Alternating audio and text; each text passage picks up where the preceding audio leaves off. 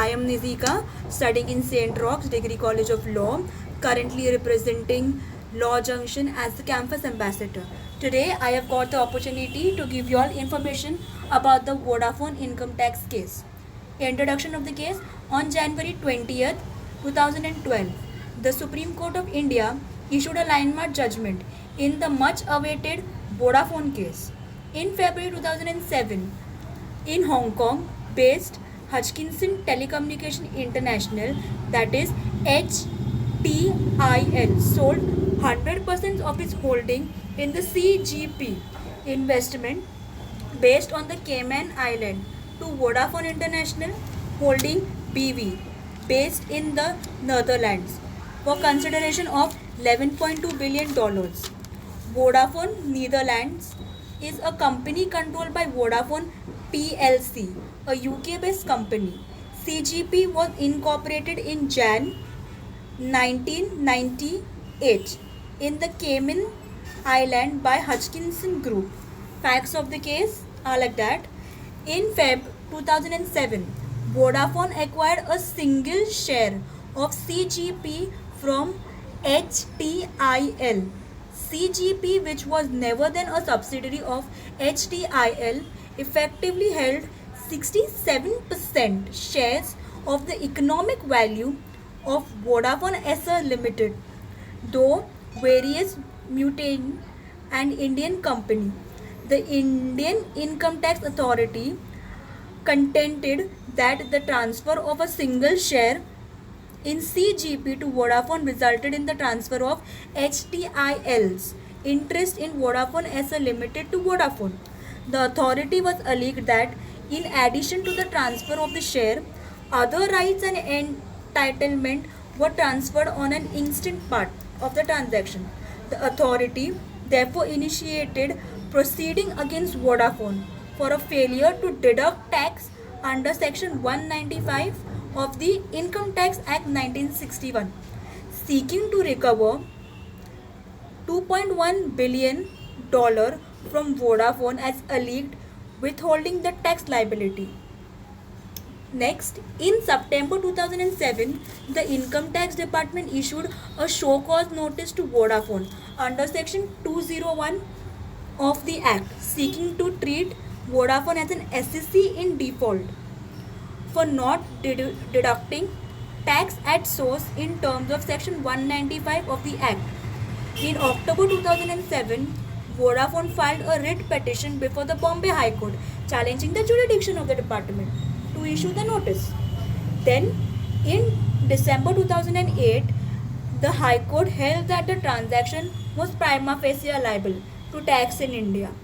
Vodafone then filed a special leave petition before the Supreme Court, challenging High Court's petition before the High Court's ruling. In Jan 2009, the Supreme Court directed that the jurisdiction issue in relation to the power to tax the transaction first be determined by the department.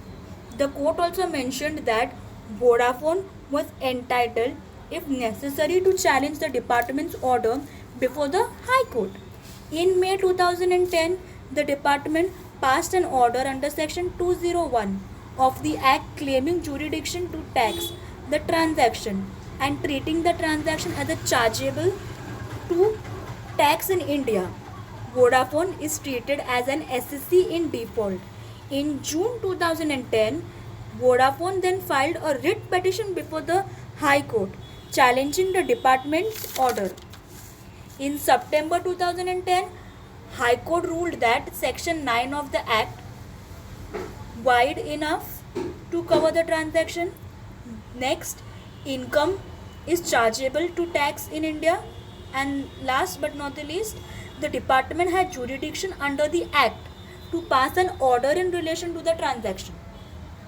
Therefore, Vodafone again challenged the order in the High Court before the Supreme Court.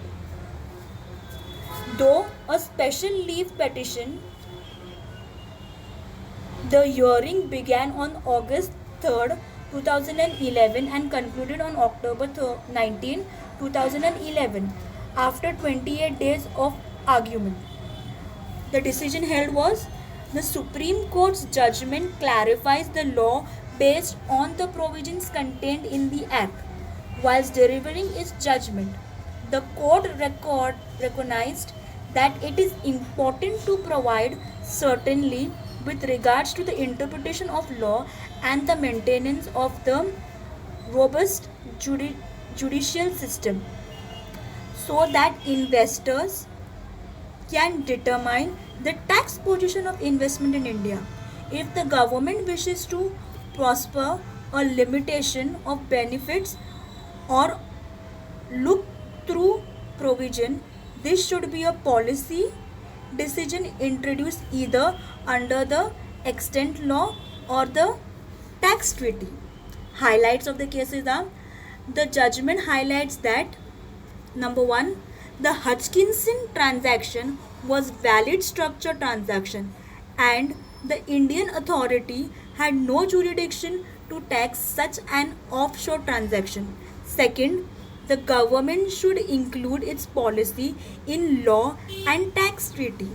Third, Section 9 of the Act ought to be given a literal interpretation. Fourth, genuine strategic tax planning is permitted. Fifth, the transfer of shares is an offshore entity between two non-residents cannot be taxed in India.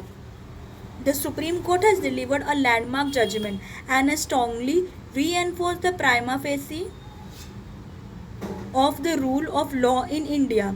It has hoped that the government will respect and accept the court's judgment. Thank you.